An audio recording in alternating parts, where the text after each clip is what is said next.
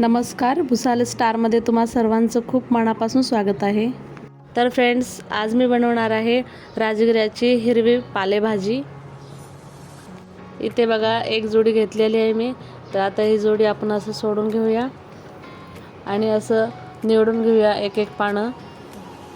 बघा अशा पद्धतीने कोवळी पाने घ्यायची आहेत आणि जे काही मोठे असतील किंवा चांगली असतील तर घ्यायचे आहे, नाहीतर खराब असतील तर नाही घ्यायचं आहे.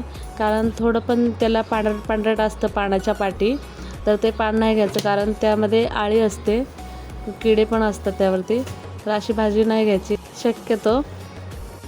आणि हिरव्या पालेभाज्या खाल्ल्यामुळे आपल्या शरीरामध्ये रक्त वाढण्यासाठी खूप मदत होते.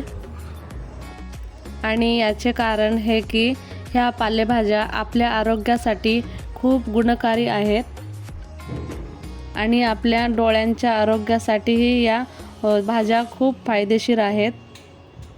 तर फ्रेंड्स, चला तर आता आपण रेसिपीला सुरुवात करूयात. आणि इथं सर्व मसाले घेतले आहेत मी आणि भाजलेल्या शेंगदाण्याचं कूट घेतले आहे. आणि आता सर्व भाजी मी प्लेटमध्ये घेतली आहे अशी निवडून. तर बघा अशा पद्धतीने पूर्ण भाजी निवडून झालेली आहे. तर बघा किती हिरवीगार दिसत आहे आपली भाजी. तर मी पहिल्यांदा काय करते की भाजीला आपण न धुताच आपण असं कढईमध्ये भाजून घ्यायचे आहे मस्त. जोपर्यंत थोडा तांबडा कलर येणार नाही तोपर्यंत भाजून घ्यायची आपल्याला भाजी. तर अशीच अगोदर धुवायची नाही, कारण धुतल्यावर भाजीला भाजता नाही येणार, म्हणून आपण अगोदरच भाजीला भाजून घ्यायचं आहे असं. तर बघू शकता बघा अशा पद्धतीने मी भाजून घेतलं आहे. तर बघा असं होईपर्यंत भाजायचं आहे. आणि आता मी काढून घेत आहे. एकदा झालेलं आहे, परत एकदा भाजून घेत आहे कारण जास्त भाजी होती माझ्याकडे, त्यामुळं 2 वेळा मी भाजत आहे. जर मोठं असेल तुमच्याकडे पातेलं तर तुम्ही एकत्रच भाजू शकता. माझ्या कढईमध्ये बसत नव्हतं म्हणून मी 2 वेळा भाजत आहे इथे.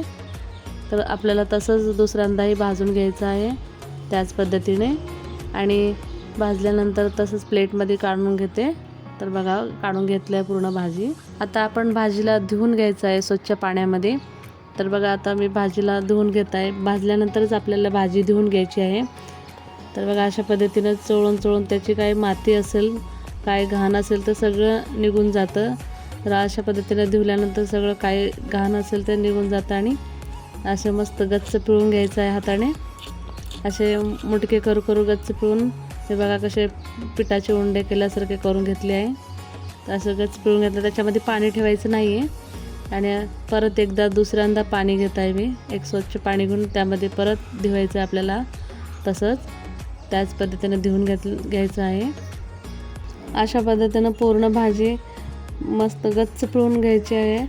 आणि बघा सर्व भाजी माझी पिळून झालेली आहे. आणि एका प्लेटमध्ये असे सुटसुटीत करून घ्यायचे आहे, मोकळी करायचं आहे भाजीला. आणि बघा असं जरासं चिरून घ्यायची आहे भाजी, कारण भाकरीसोबत खाताना कसं मॅगीसारखं व्हायला नको, म्हणून असं बारीक चिरून घ्यायचं आहे. इथे मी 1.5 चम्मच तेल घेतले आहे आणि यामध्ये राई आणि जिरं टाकत आहे. तर राई जिरं असं मस्त तडतडले की आपण घालायचं आहे मोठा ठेचलेला लसूण. मी खलबत्त्यामध्येच ठेचून घेते. आणि ते मोठा बारीक चिरलेला असा कांदा घालायचा आहे. मस्त असं तांबडा कलर होईपर्यंत परतायचं आपल्याला कांद्याला.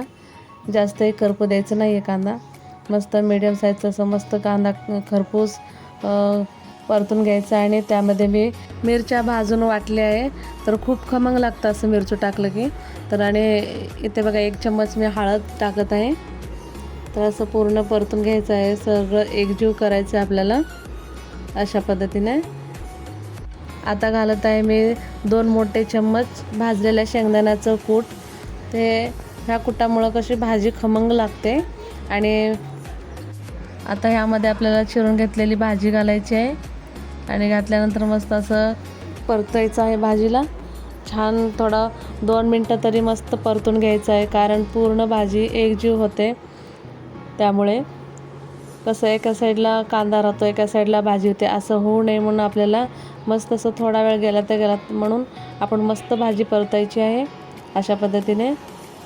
आणि चवीनुसार मीठ टाकायचं आहे, कारण हिरव्या भाजीला मीठ थोडं कमीच घालायचं आहे, कारण हिरव्या भाजीमध्ये मीठ जास्त लागतं, त्यामुळं कमीच वापरायचं आहे.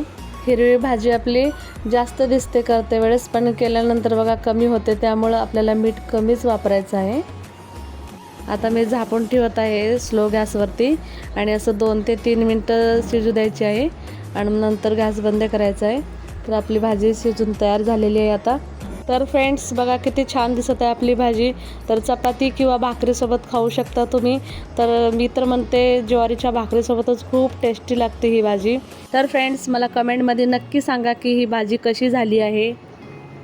तर फ्रेंड्स माझा आजचा व्हिडिओ एवढाच होता. जर तुम्हाला माझा आजचा व्हिडिओ आवडला असेल तर माझ्या व्हिडिओला लाईक, शेअर अँड सबस्क्राईब नक्की करा. चला तर असंच एका नवीन व्हिडिओमध्ये भेटूया. तोपर्यंतसाठी बाय बाय. थँक्यू.